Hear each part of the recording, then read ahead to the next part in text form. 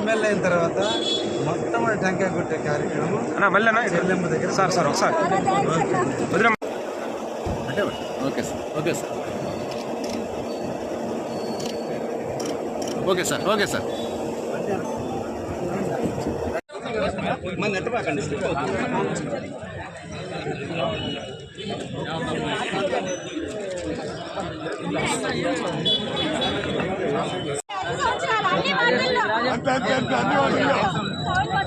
ఇటువంటి ఆటకాలు హ్యాపీగా జరిగిపోవాలి.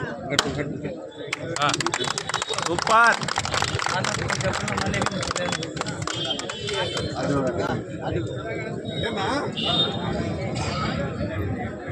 ప్రసాద్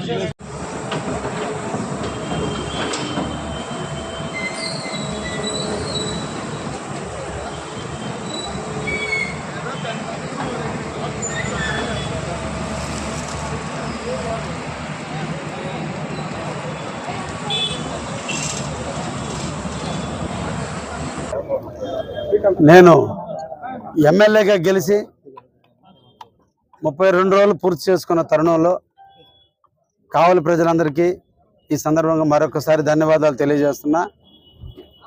గత నెల రోజుల నుంచి కావలి పట్టణంలో వివిధ సమస్యలని పరిష్కరించే క్రమంలో ప్రజల దగ్గర వచ్చిన విజ్ఞాపనల్ని ప్రజల ఆలోచనల మేరకు ప్రజలకు త్వరితగతిన తీర్చగలిగే సమస్యల్ని 1 by 1 పరిష్కరిస్తూ కావలి పట్టణంలో ఉన్నటువంటి స్లమ్ ఏరియాస్లో చాలా ఏరియాల్లో అనాదిగా కొన్ని సంవత్సరాల నుంచి కూడా రోడ్డుకు 2 వైపులా చిల్ల చెట్లు మొలవటం, కంప చెట్లు నిలవటం, పందులకు సైరు విహారం చేయటం, పిచ్చి కుక్కలు పెరగటం, వివిధ జబ్బులకు దారితీస్తున్న తరుణంలో అన్ని వార్డులలో కూడా రోడ్డుకు 2 వైపులా ఉన్నటువంటి ముళ్ళ చెట్లన్నింటినీ కూడా తొలగించాలని మొదటి నిర్ణయంగా తీసుకోవటం. ఈ సందర్భంగా కావలి మున్సిపాలిటీలో 2 జేసీబీలతో నిరంతరం కూడా పని జరుగుతూ ఉంది.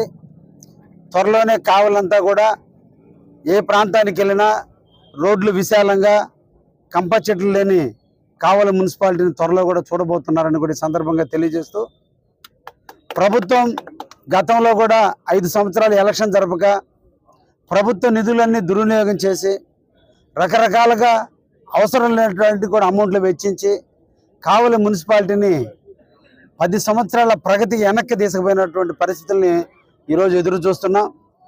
నాకున్న అవగాహన మేరకు కావలి పట్టణంలో ఎంత వసూళ్ళైనా వాటిని ఏతికి హెచ్చించారు అన్ని అధికారుల సలహాల మేరకు తెలుసుకోవటం, జరిగిపోయిన జరగాల్సిన దాన్ని ఒక ప్రక్షాళన దిశగా ఏ నమ్మకం అయితే కావలి పట్టణ ప్రజలు నాకు ఓటేసి గెలిపించారో వారందరి మనోభావాలకు అనుగుణంగా, ముఖ్యంగా పేదలు నివసించే ప్రాంతం, దోమలు లేకుండా రోడ్లు విశాలంగా ఉండాలి, అన్ని రోడ్లు కూడా సిమెంట్ రోడ్లు డ్రైనేజ్గా మార్చాలి అని ఒక దృఢ సంకల్పంతో ముందుకు పోవడం జరిగింది.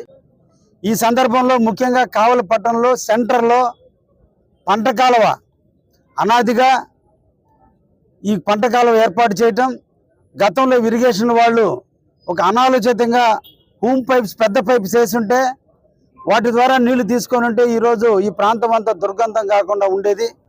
దీన్ని బాక్స్ టైపు కల్వర్ట్ కట్టినందువల్ల ఇక్కడ ఉన్నటువంటి వాటర్ ఎక్కడెక్కడ స్టాగ్నేట్ కావటం, దాంట్లో పట్టణంలో ఉన్నటువంటి చెత్త చెదారం అంతా దాంట్లోకి రావటం, కొబ్బరి బాండాలు, ప్లాస్టిక్ పేపర్లు, ఇతర వస్తువులు రకరకాల అన్నీ కూడా డంపింగ్ యార్డ్గా ఈ కాలువ పరిగణించడం. ఈ సందర్భంగా వాటర్ కొరత ఫ్లో లేకుండా పోయింది. అందువలనే ఈ రోజున కనకం అంటే కలుగోలం శాంబావి దగ్గర నుంచి పాపిరెడ్డి చెరువు వరకు ఉన్నటువంటి ఈ మురికినంతా తీసి ఈ రెండు ప్రాంతాల్లో నివసించేటువంటి ప్రజలందరూ కూడా దుర్గంధం లేకుండా